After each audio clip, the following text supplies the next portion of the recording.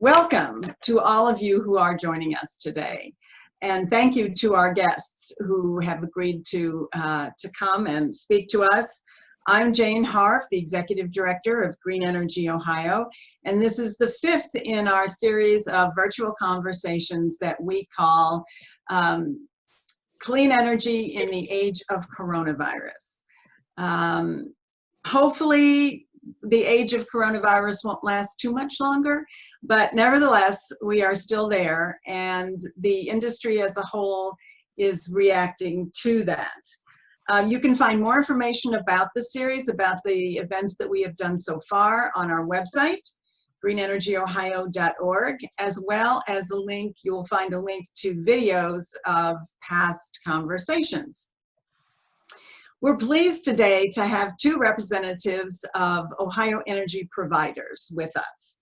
Frank Willson from AEP Energy and Luke Sulfridge from the Southeast Ohio Public Energy Council, or SOPEC.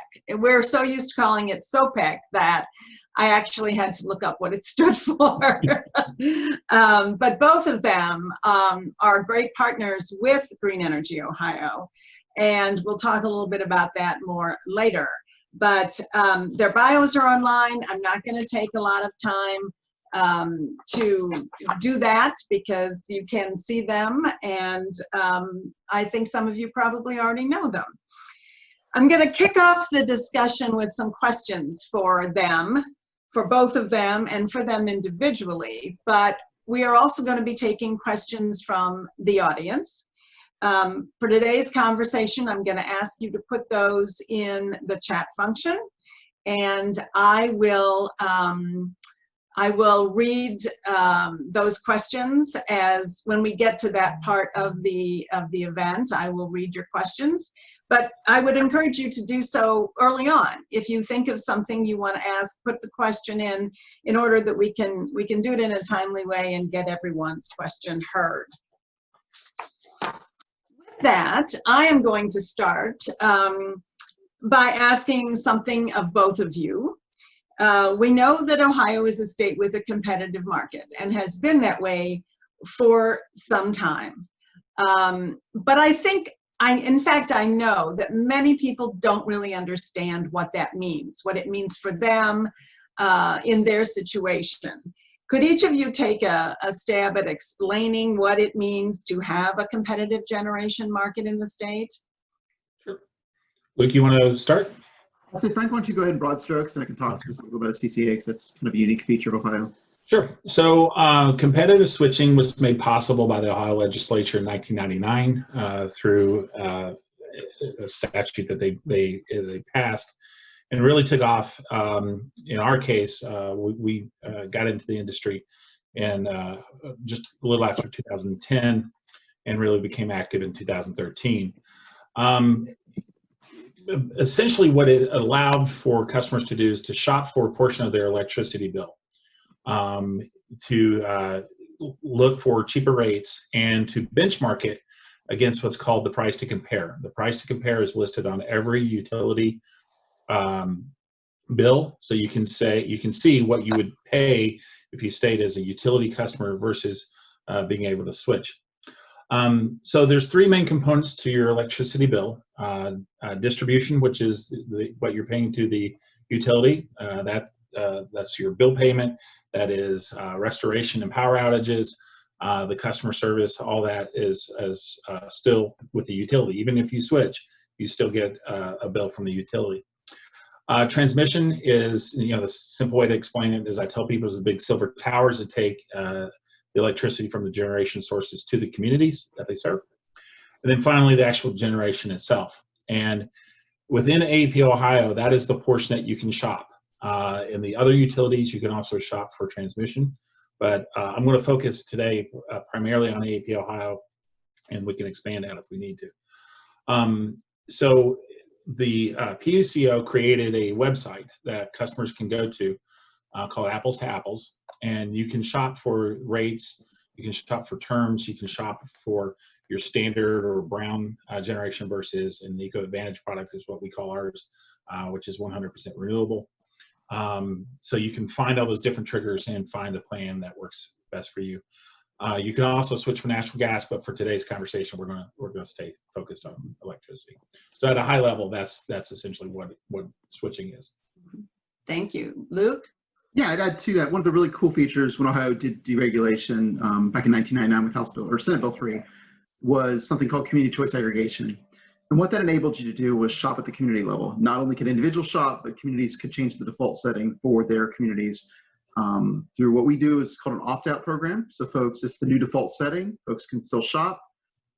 We at SOPEC have always had a no fee for early termination if folks want to shop at any time. That's not necessarily the case statewide, but only 38% of customers choose to shop currently.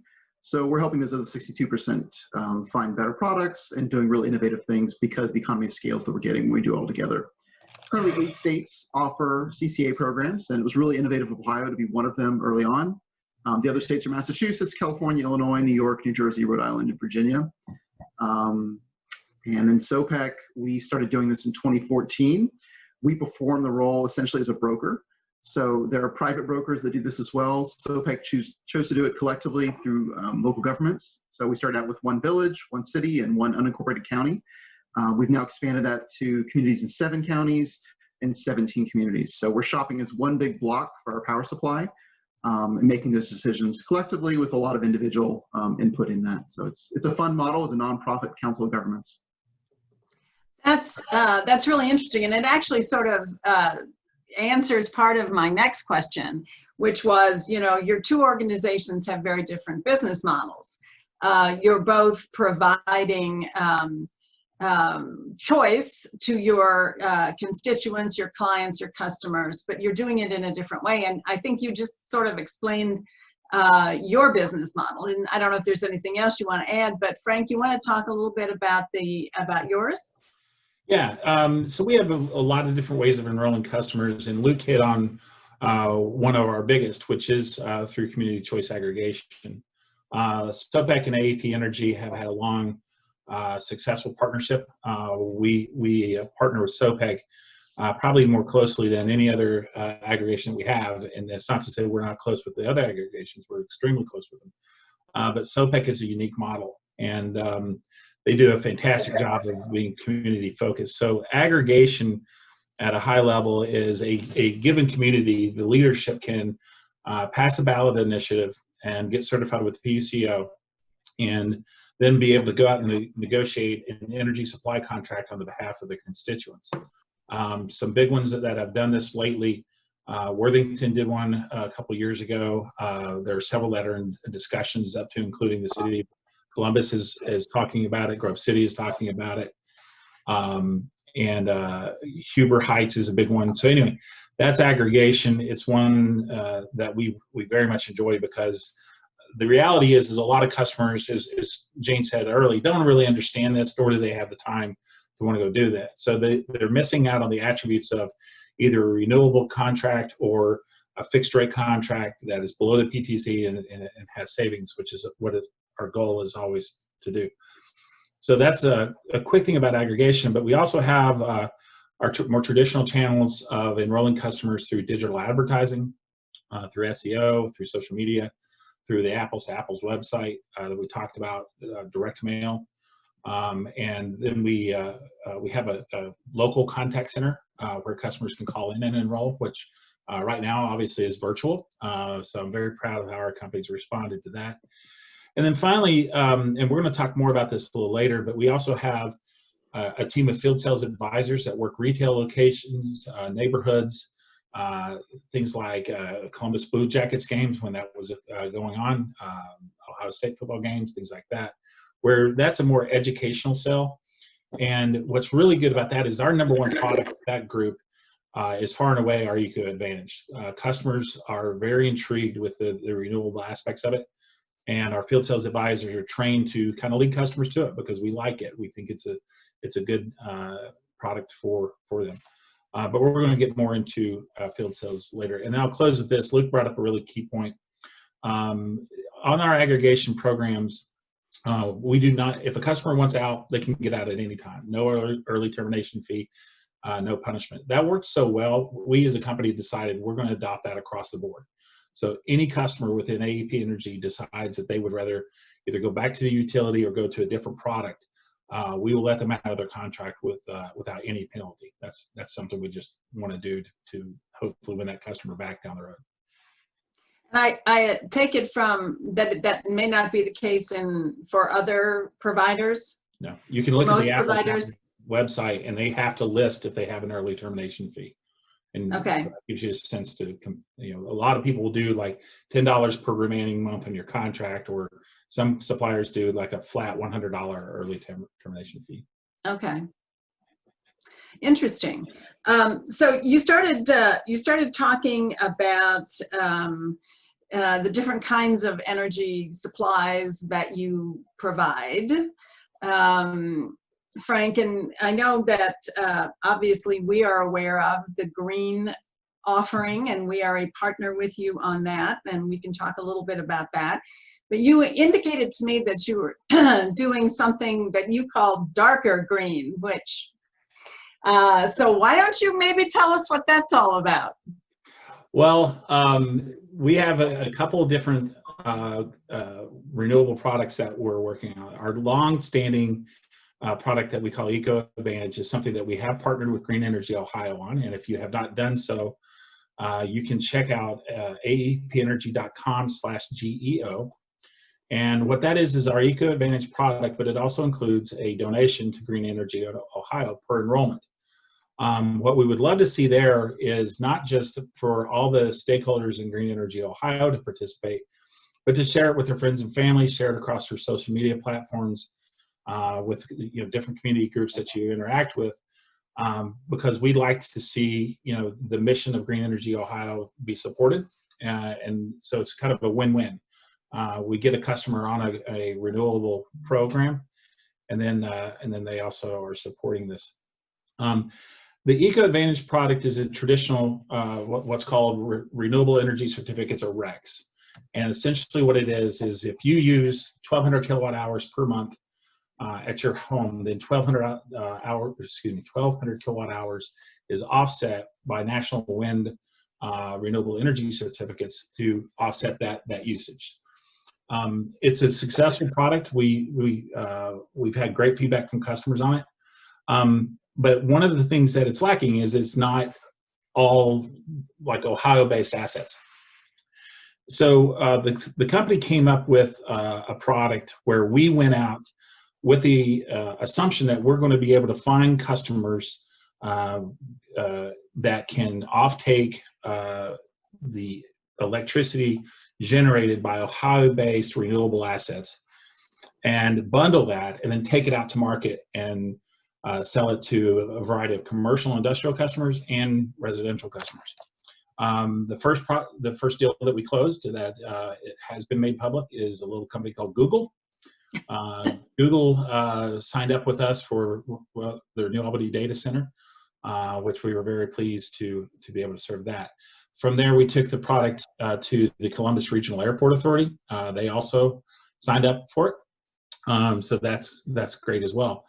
What we're now doing is trying to package this up to take to communities for municipal aggregation, because it requires a bulk use of electricity. I can't just say we're going to sign up the Harf household on this product, because there is a long-term commitment, a very substantial financial commitment that we have to have a bulk of usage to put against it. So a big community like some of the ones I mentioned earlier, Columbus, Grove City, certainly something we want to talk with SOPEC about. We can take that and put that against those renewable assets, and so the product is called Integrated Renewable Energy, or IRE, and it's exciting. It's something that we haven't done. AEP put out a press release week before last, where we were rolling out an RFP for more partnerships with wind and solar renewable providers. So that's pretty exciting, and something that we're going to be talking more and more about with all of our communities, but also with a lot of our commercial industrial customers. Absolutely. What are the generation facilities that you're buying from? if that's something you can share. I can't talk specifically about the specific assets. I can say that they are mixed wind and solar. Okay. Some are built, some are being built. Oh, good. And they are all Ohio based. Okay, that's great. You know, a lot of people might want to do this or do the right thing, whether it's the Eco Advantage program or something else. But the cost, that they say, well, but I'm not sure I can afford to pay more. How do the costs compare? Yeah, we'll just start with, like, you know, in terms of your the Eco Advantage program, let's say. Yeah. The Eco Advantage, we're challenged right now because AEP Ohio's price to compare dropped significantly in June. And just to be clear, and this is always the disclaimer, AEP Energy and AEP Ohio are subsidiaries, but we are not the utility. And I don't get any insight into what the utility is doing any more than any of you do. If it's not public, we're not aware of it. So when the PTC dropped in June, that was a little challenging for us because what we aim to do with all of our products is be below that PTC or as close to it as possible. So right now we have a variety of programs. This is why I'm vamping a bit, because there's a ton of them. So I want to get this in front of me real quick. But usually it's just under 5 cents a kilowatt hour for our Eco Advantage product. I'm going to look this up now. Well, and I would think perhaps that with this, the bulk purchasing in the new program, the IRE, that you will get an even better price point. Yeah, it all depends on what the community wants to add into it. So Luke had mentioned community grants. A lot of communities will add that in to do things like energy efficiency programs or other things. It's at the community's discretion what they want to do with those funds. To answer your direct question, I took a second to get it up. We are currently 4.35 cents per kilowatt hour for our Eco Advantage product, which is through May of next year. And that's against the PTC of 4.64 cents with the utility. So there is savings. That also includes $40 in reward store, which is something we rolled out a couple of years ago to allow customers to bank dollars at no additional cost to them for energy efficiency items on our reward store website. That is really interesting, because I know that everybody, homeowners, commercial, industrial, everybody's worried about the bottom line of what energy costs. But moving to renewable energy very often is, we think of it as perhaps more expensive, but maybe it's going to come down over time.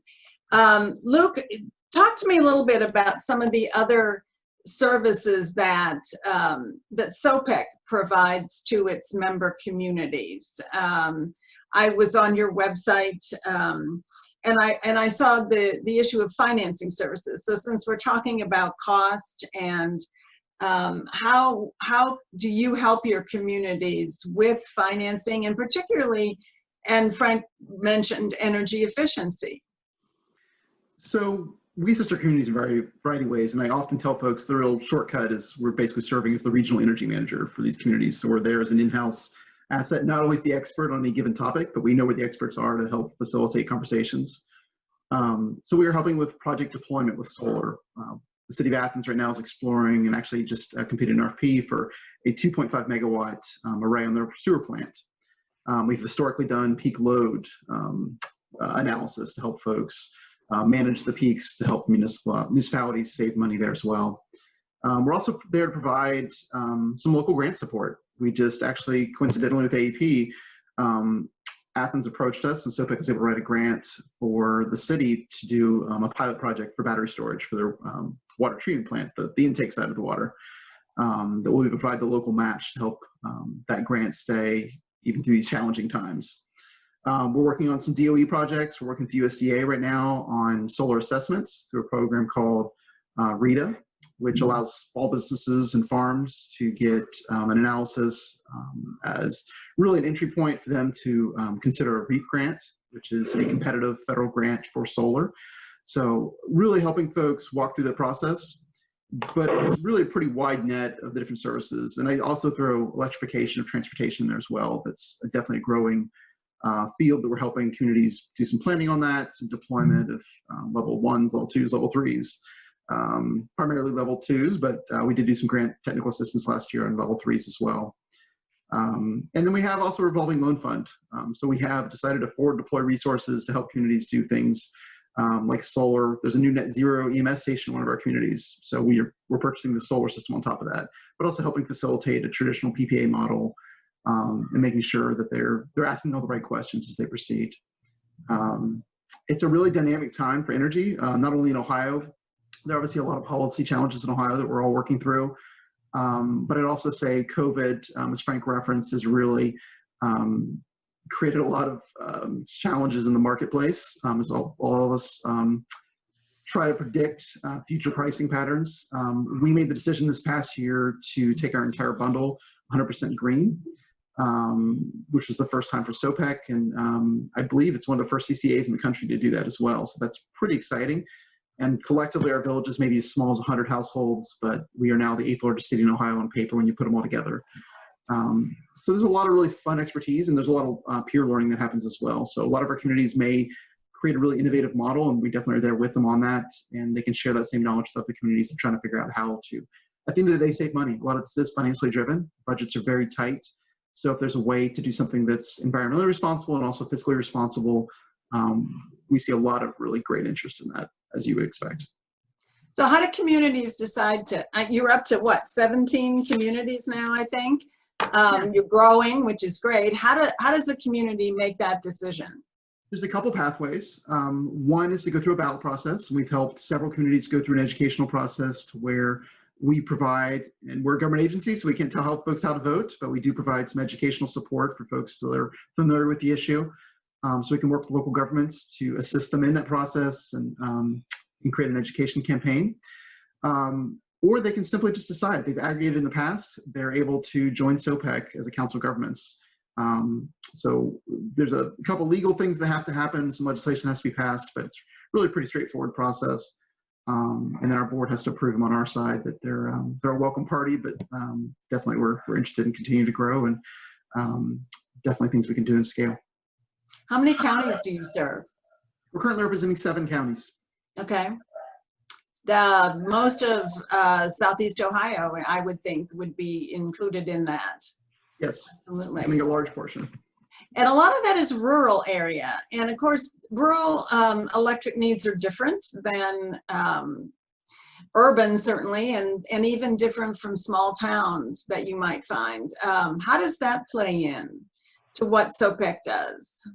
We find ourselves, again, I said kind of the regional energy manager. So we have a lot of really smart people on the ground that are deep in the private sector, deep in government, but we can be that bridge often of helping resources meet their needs. So it may be a village that's considering a new town hall, and we're able to facilitate how that town hall can be something better. So whether it's net zero, whether it's incorporating EV chargers in the process, but also getting the word out. We do things as a council of governments beyond energy as well. So also of really high importance right now is the census. So we provided a grant in partnership with Ohio University and several other partners, the Mayor's Partnership for Progress being another key one, to provide some boost of that. So in our areas that are also lacking broadband infrastructure, finding ways to get the word out. So we really see our role as a council of governments as an important one, even beyond the scope of energy. But definitely it's exciting. Again, we have some villages that are as small as 100 houses. So for them to have the opportunity to work on that scale or capacity and that resource network is a really great benefit as well. Yeah, you mentioned broadband, and of course that's one of the issues with the educational systems in Southeast Ohio, and students need to be online and what have you. But does SOPEC provide any internet type service or not? Not as a utility, we do not, but there are definitely a lot of conversations happening on the ground that we're helping in a small part of that. A lot of folks are very actively engaged in helping solve that problem that is a challenge in Southeast Ohio as well as Northwest Ohio, a lot of rural parts of the state, but with the additional challenge here that the topography is not well suited or is more challenging from an expense standpoint.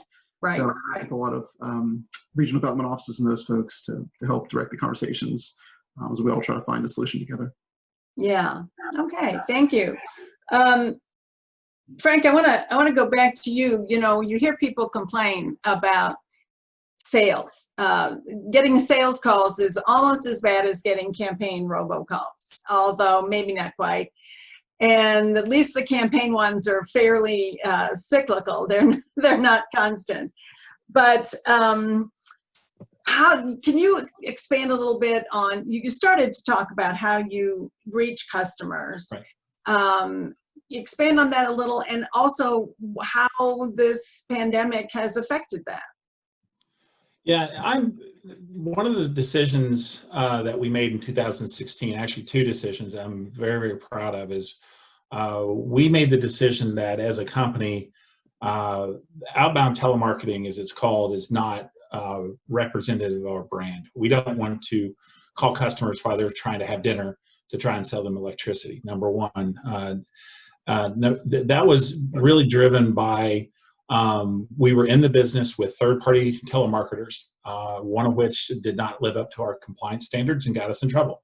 It was in the paper, and we're open and honest about it. And we want to do the right thing, and the right thing for us was to get out of that business because we don't think it's a good customer experience. We can't control the compliance of third parties.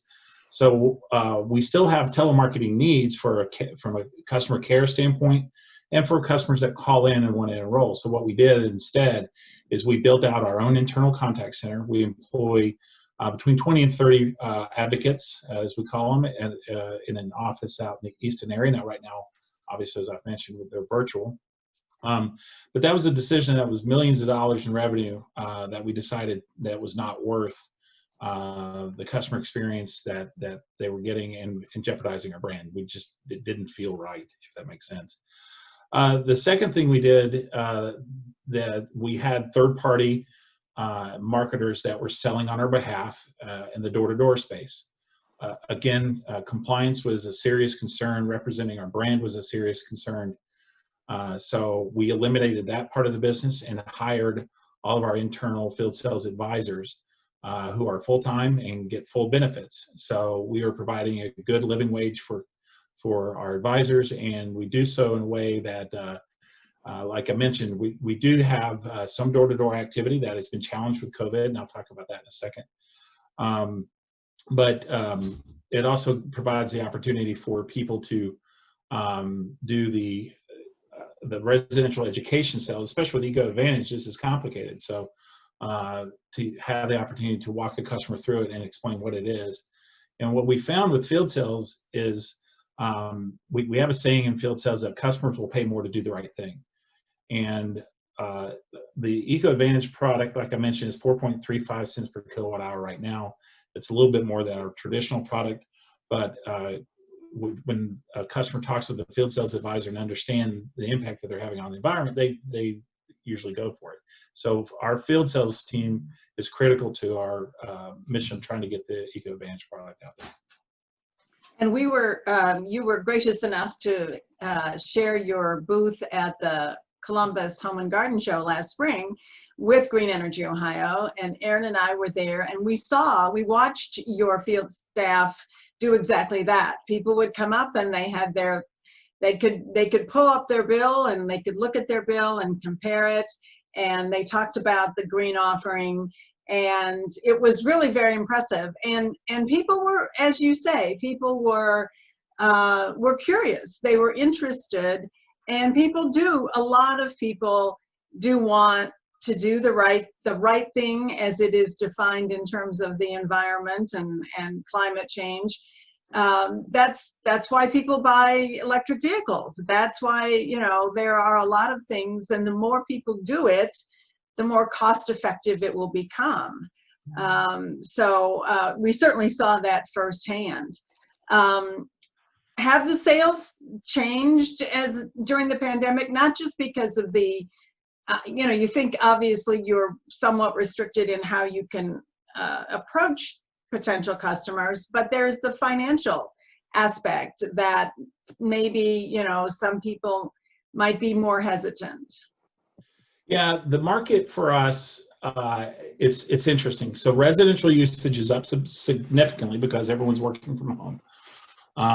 And that's one input. The other input is with some of the job losses that have happened because of COVID-19, customers are looking to curtail their expenses. So that's something else that we try to help them with. Now, we can do so you know, digitally and with our telemarketing channel, the inbound telemarketing channel.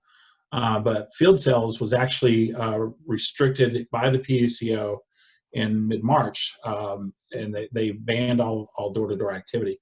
We had already brought our team out of the field prior to that by a couple of days, because we saw, you know, the trend and where it was going, and we certainly don't want to put our advisors at risk, but more importantly, we don't want to put our customers at risk. So we had come out of the field, and one of the, again, I keep talking about some of the things I'm proud of. We were able to keep all of our advisors employed, and not only did we pay them their base, but we even paid them what their presumed commissions would have been, so that they and their families were taken care of. We spent this time, you know, going through a lot of sales training and leadership training and personal growth and development. So we look at it as an investment for our advisors, and that way, when we were ready to go back in the field, which I'll talk about in a second, that they are at the ready and prepared to do so. The PUCO lifted the restriction in late July for door-to-door sales. We didn't feel it was right yet. So we worked closely with our Vice President of Safety at AEP Corporate, developed a plan that we submitted to the PUCO and they approved. That includes obviously wearing masks. We go through a protocol where we clean the tablet that we use. It's a digital, like an iPad tablet. Right. We clean that in front of the customer. And then if the customer is interested in enrolling and we have to get within 6 feet of them to complete the enrollment, if the customer doesn't have a mask, we offer them one, which they've been surprised by. Not everyone, a couple of them, you know, there's some people don't like those masks, and we got a couple of earfills from them, but a lot of the customers have been surprised that we even have a mask for them in addition to our protocols. So that started out last Wednesday. We returned to the field, and we get a daily report from the advocates or the advisors, excuse me, of how it's going, and it's been, I would say, 90 to 10% positive, 90% versus 10% negative. The last thing I'll say on our protocols of return back to the field is any sales organization is going to have a rebuttal if someone's not interested. If someone says, you know what, I'm not interested, our training is to leave immediately so that the customer doesn't feel like we're pressuring them, or that we're not willing to leave if they feel unsafe. So that's something that we've really trained on to make sure that the customer feels. Yeah, I was going to ask you how you get feedback. So, well, I get one measure, I assume, is when people sign up for, let's say, the Eco Advantage program for a year. Let's say they take the year's contract, and then they sign up again the next year. That would be, to me, a very obvious way of gauging support for the program. How else do you, and I guess one question would be, do you have people, is that a high percentage who keep on going with the program? Yes, go ahead. Well, I was just going to say there's two metrics we look at: our renewal rates, which are high, especially on Eco Advantage, and then churn, how many are leaving. And we get industry reports that the industry average of churn is somewhere around 4 to 5%. We're below 2% on our churn, which is outstanding. We also have a really active and robust customer feedback loop using a third party called Qualtrics that we get customer input on a monthly basis. And we have really good response rates on those surveys. And as you can imagine, in this day and age, customers are not afraid to give negative feedback. So from Google reviews to Better Business Bureau reviews to our Qualtrics studies, we go through all of it, we comb it for feedback, and then look for areas for improvement.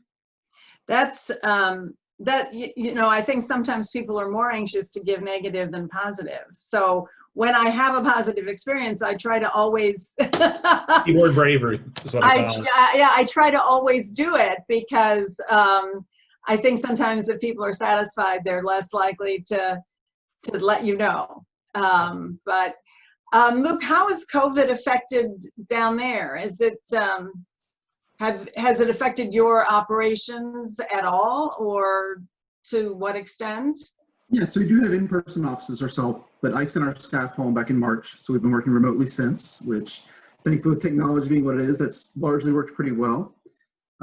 We've also seen it impact human behavior. We do have the city of Athens being a university town, and definitely with the students leaving in March, we did see an impact in those communities and load profiles shifting pretty dramatically. So that's been a challenge for the industry, as well as things like the census. You have a huge portion of the town that is not where they would normally be. That is a challenge.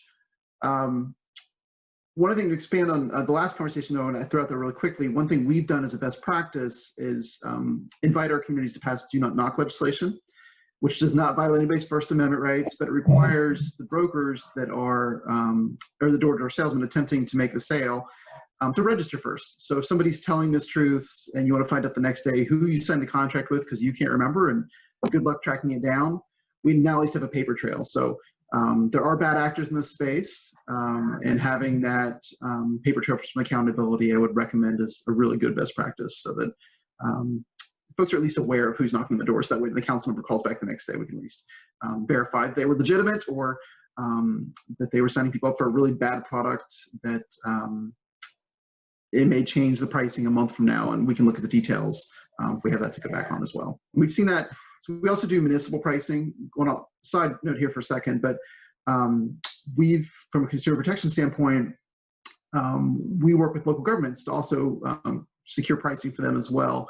And last year, one of our regional food banks asked us to look at their energy profile, and they were paying about 2.5 times the market rate for what electricity should have cost them. So for them, that was going to save them over $30,000 a year for a food bank, by us just doing our due diligence and checking. And sometimes they've got a great price, and that's fantastic. They've been able to shop that and get it, but there are other bad actors in the space that are not giving what I would consider fair pricing. And if you're not paying attention, it can be really scary. So Absolutely. I applaud our staff in being a resource for folks who can at least vet pricing and see what's competitive and what's nowhere near competitive. Well, and we actually talked about something very similar when we had our conversation with Jeff Greenfield and Steve Malink in the business sector. And we talked about the bad actors in the solar arena, and it seems that has actually exploded. There have been some Facebook posts that I've been commenting on and saying, don't fall for this. This is not real. It's not legitimate. There are so many reputable companies, but people don't necessarily have a way of making that determination. But as you mentioned, the Better Business Bureau, there are places you can call and ways that you can do your homework, because if it sounds too good to be true, it probably is in either way, in either context. One of the things that's unique, I don't know if it's unique totally to Ohio, but I can't choose my generation because I'm on a co-op. I'm part of a co-op in Licking County, and so that is not an option for me. How does that impact either of you? I mean, Luke, why don't you? Yeah, I can take that one. So we can only operate community choice aggregation in the investor-owned utility territory. So whether it's AEP, Dayton Power and Light, First Energy, or Duke down in Cincinnati, you're limited. So folks that live in cooperative territory, in theory, have already been collectively put together. Now, the flip side of that is, again, it's meant to be a democratic process, and I would highly encourage folks to engage in the local cooperative. They are elected officials. It is, in theory, community owned, so you can really help make some important decisions by engaging and encouraging a democratic process on that side. But it is a very different model, but the challenges from an industry shift and generation shift are the same, and the math is the same. So definitely if folks live in rural co-ops or in municipalities. So if you're in a local muni, right, yeah. Same situation there as well, like Westerville is or Jackson. So we have a little different structure. They can't aggregate with us either, but in that case, it's your local government that's pulling the levers, and they have the ability to make changes. So you're telling me I should vote when I get that ballot in the mail for my, okay. And I know some of the co-ops, I know my co-op has a solar array that you could buy into as well. So I think there's, even though they are not under the same, don't have maybe the same opportunities, there is some pressure to respond to customer interest on behalf of the co-ops. You mentioned Athens a couple times, and Athens has a great program that started at the ballot, and it's a carbon, essentially a carbon fee. When I teach a class on climate and energy, excuse me, in Miami, and we talk about carbon tax and carbon fees. And one of my students this semester is from Washington State, which rejected it twice. So why don't you talk about, tell us what Athens is doing and how that happened. Yeah, so in 2018, SOPEC and City Council in Athens were looking at doing something big, something bold. But even though we had the statutory authority to go ahead and price that into our program, we wanted to approach the citizens and let them have input. So we put it to the ballot, and 76% of voters supported it. So this is a self-imposed carbon fee. It does not cover the total cost of carbon, obviously. It's $2 per megawatt. So it works out less than $2 a month for the average consumer. And at the end of the day, that's going to generate a fund, roughly $100,000 a year for government facilities within the city of Athens to go solar. So we're creating this fund that's set up in escrow. It's completely dedicated as an account. We manage it, but it's totally transparent. And it's there. So the fun part now is we're actually working with the community to figure out where they want to see this money spent on a regular basis. So it's small community centers, rec centers, big solar projects, places like city halls, and even the way they structure theirs, even public health departments, anything that's a public facility. So it could be a county building within city limits. But it's a very easy model to replicate. It's pretty elegant in its simplicity, but we're pretty excited by it. And we actually just started collections on that about a month ago. So stay tuned on that. But we've had folks reach out as far away as Anchorage, Alaska to learn more about that. So it definitely did get a lot of attention. And we believe it was the first in the country. So definitely exciting for Athens to take a leadership role in that. And, you know, given the lack of success of carbon fees, carbon taxes at the federal level or state level, maybe local governments are the most, the best place to try to do something like that.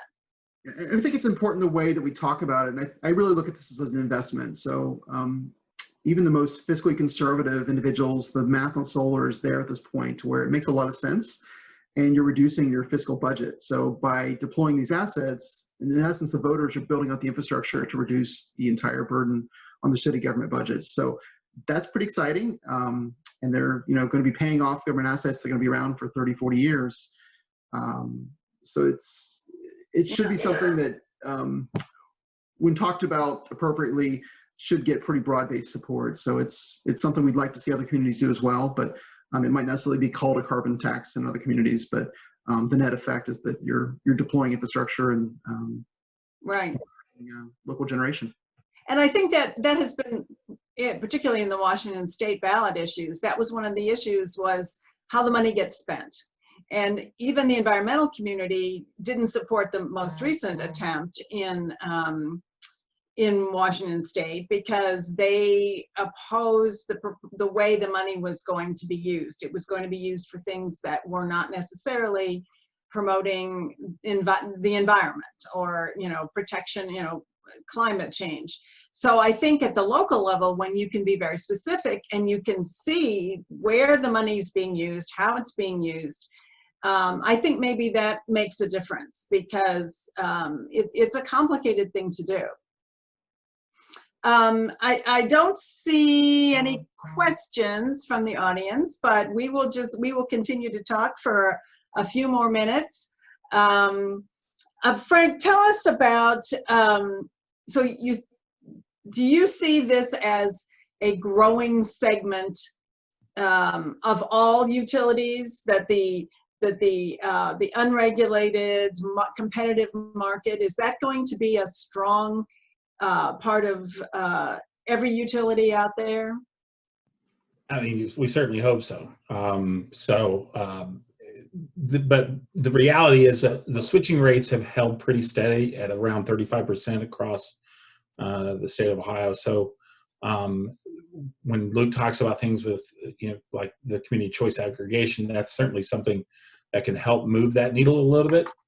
The utilities in Ohio don't actively support choice and promote it. If you look at PA Power Switch in Pennsylvania, you'll see a distinct difference because they understand that there is a customer benefit to it.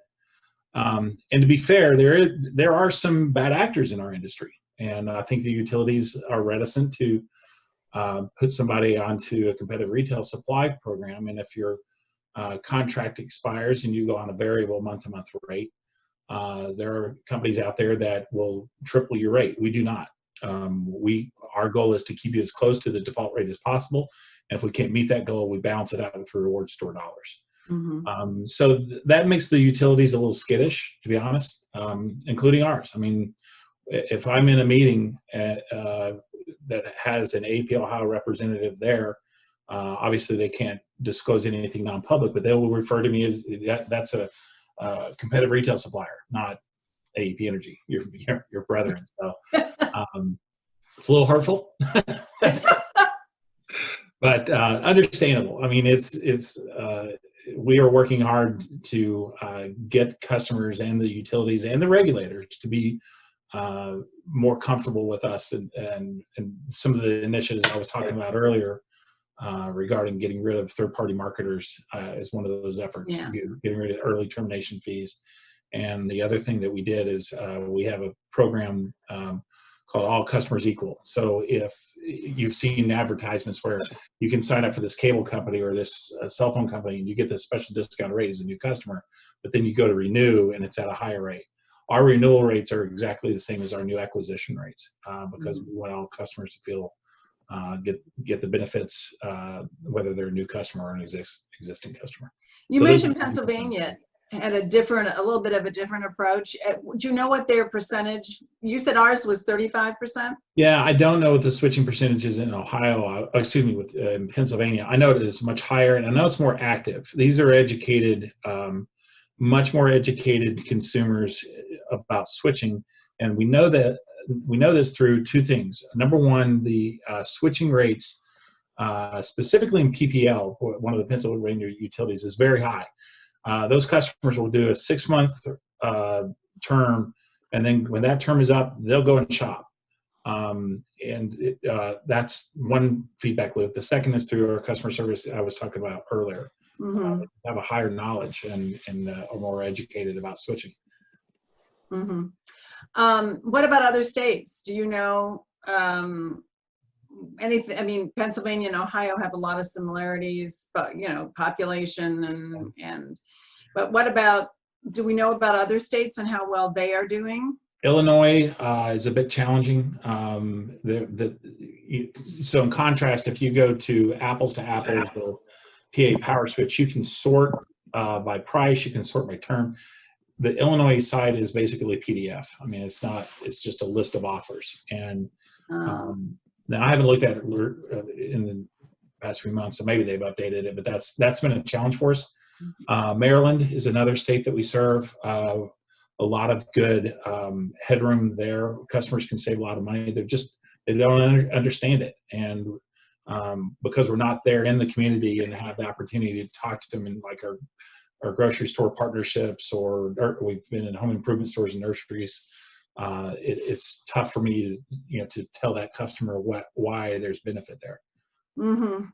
Yeah, policy makes a huge difference. Luke mentioned early on that Ohio's passed legislation that allowed for aggregation. You don't realize how much of this is reliant on public policy and on decisions, and there are certain things you can and can't do depending. And right now we have, unfortunately, in Ohio, we haven't seen at the state level a great deal of support for renewable energy, but we have seen significant support at the local levels. And, you know, whether it's through something like SOPEC or the individual communities signing on.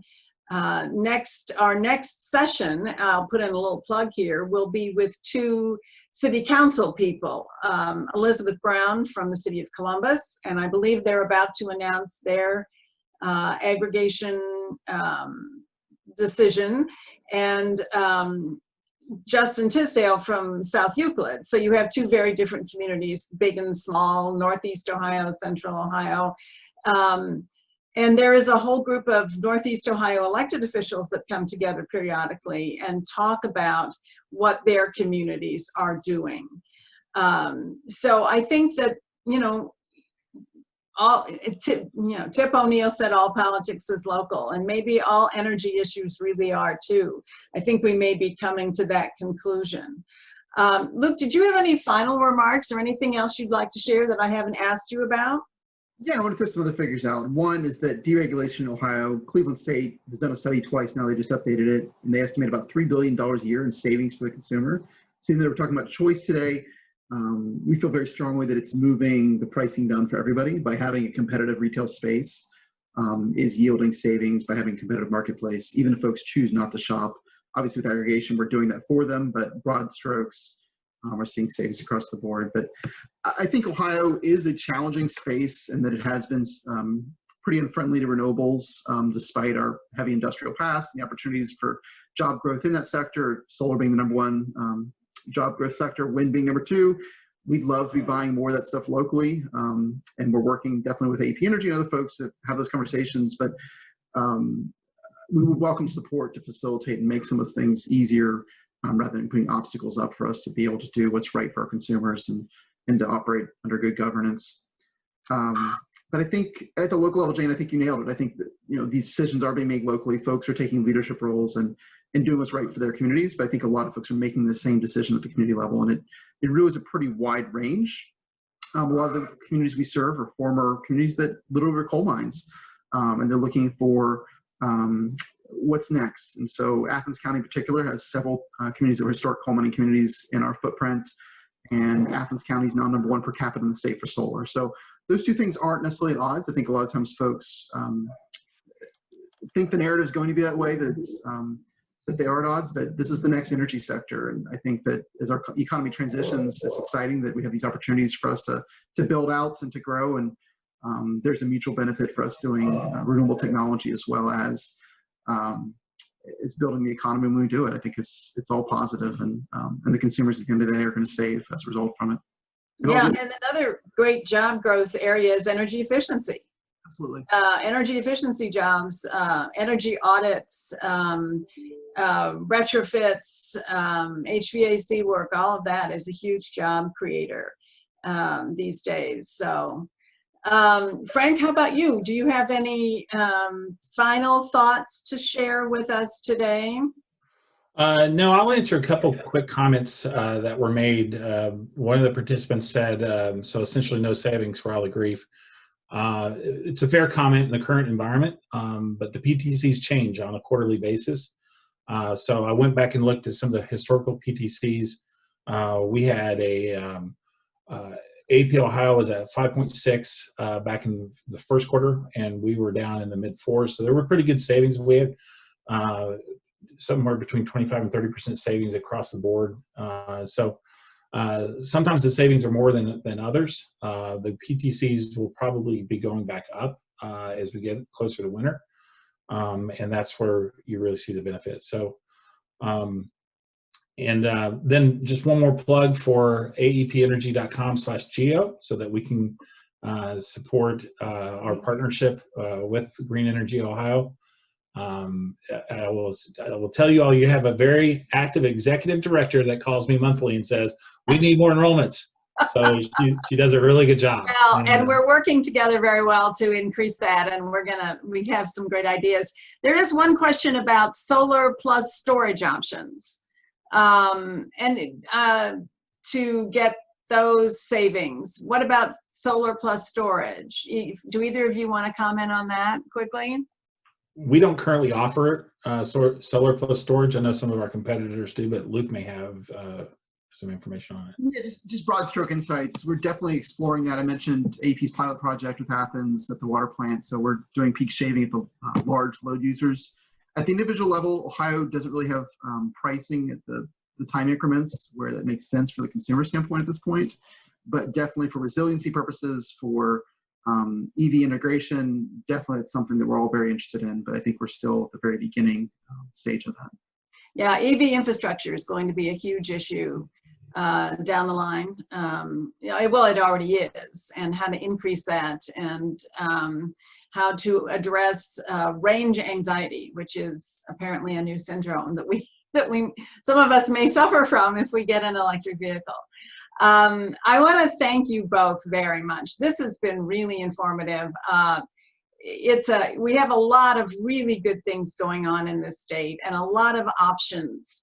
And our GEO supporters, and thank you again for the plug for the program where we share a mutual interest. But I hope that GEO supporters, GEO members will look at the options that they have available, whether it's at the local level through aggregation or whether it's through individual choice, and make some smart decisions, and decisions that also advance the cause of renewable energy. So thank you all for joining us. And the next that I already mentioned, the next session, but it's on September 16th. So we will see you then.